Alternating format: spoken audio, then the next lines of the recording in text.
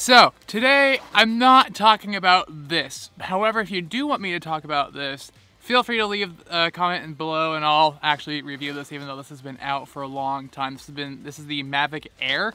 But today I do want to talk about this guy, not the iPhone XS, the Polar Pro phone holder adapter for flying drones. It's a nifty tool, but it's got its setbacks. So, let's get into it. Didn't exactly plan this out the best because there's so much snow and I can't really sit without getting my pants wet. So today I want to talk about this little phone holder for drones. So it's made by Polar Pro and they're a pretty reliable company. They're the same company that makes the ND filters that I use on my camera lens. Going to be heavily overexposed, but the Peter McKinnon one, anyway, this is a bad idea. So I will tell you what I do like about it. I like that I can put my phone into it without having to take the case off, and in particular I have a LifeProof case on my phone, and those are a pain in the butt to have to take off every darn time you want to fly your drone, because you can't take your case off in order to fit it into the slots of the holder where a phone should go. Now, when you're just holding it and trying to fly it, this doesn't flop around, but like when you're trying to mess with it a little bit, then it can move around, and that's a little bit of a negative.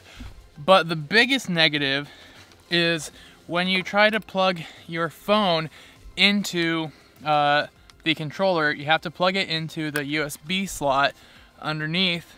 Well, the problem is that, if it would focus, is that the slot of the Polar Pro adapter does not perfectly line up with the USB slot of the controller. So in order to plug this in, I have to use the actual USB part, kind of push the adapter down before I can actually push it into the controller. So, got one of these situations where it's like, oh, does it fit this way? No, how about this way? Who knows, but it's still a pain in the butt. Then you can plug it into your phone like normal.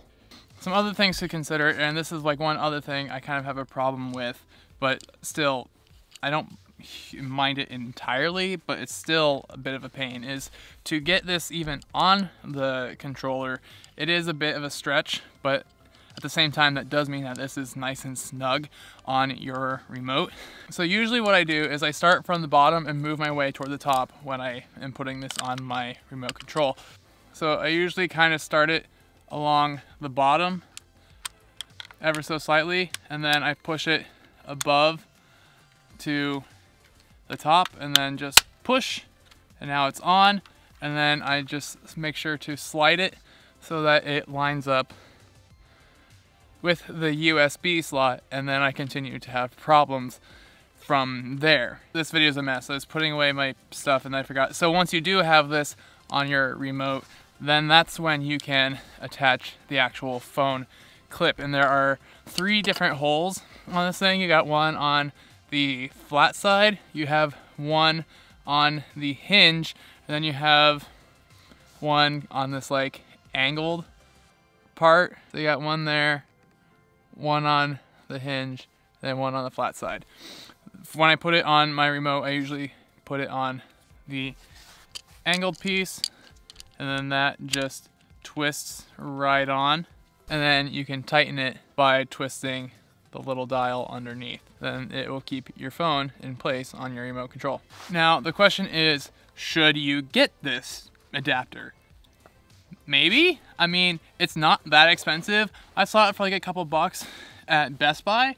Granted, I didn't buy it at Best Buy. I ended up ordering it online through Amazon, link in the description. Personally, I feel like it's kind of worth it, but also it's equally annoying as if you just took your phone case off and put your phone in the thing where it should go. But I kind of like this better just because I really just don't want to take my case off, because that's extra annoying, especially with it being a life-proof case, and it's so easy to get crumbs and stuff in between your phone and the case, and then it's just a mess. So all in all, I do think it is a good adapter and it is well worth it, but I just wish that they would fix this dumb USB slot issue. So this is probably like a really short video unless I've interrupted myself somewhere in this video. Also, last thing, I was gonna make a video about this way earlier, but then I decided against it. But then someone messaged me on Instagram because they saw my review on Amazon. They asked me questions, and so I was like, you know what, fine, I'll make a video about this. So that's why I'm making this video now. Anyways, thank you guys so much for watching. If you enjoyed this video, you can give it a big thumbs up, and you can subscribe to my channel and see my previous video in the end card, and I'll see you guys next time.